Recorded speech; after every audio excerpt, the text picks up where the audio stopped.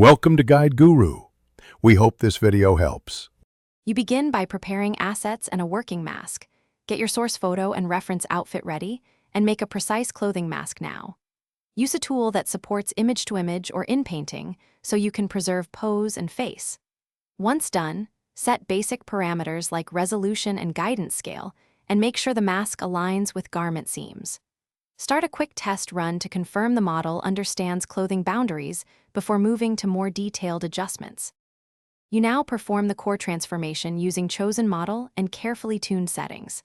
Start with a moderate strength so the model changes clothing without altering pose, then tweak prompts to emphasize fabric type, pattern, and fit.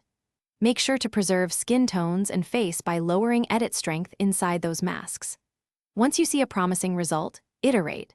Refine masks around edges, add texture prompts for folds, and correct lighting to match the source image for realism. You finish by cleaning and exporting the image.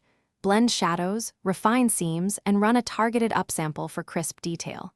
Make sure to keep layers or checkpoints so you can revert changes. Once exported, compare edges and fabric texture to the original and adjust color grading if needed. If things go wrong, a single troubleshooting approach often helps. Recreate a tighter mask, reduce edit strength, and run a focused in-painting pass to fix misalignment or texture artifacts. This usually resolves most problems.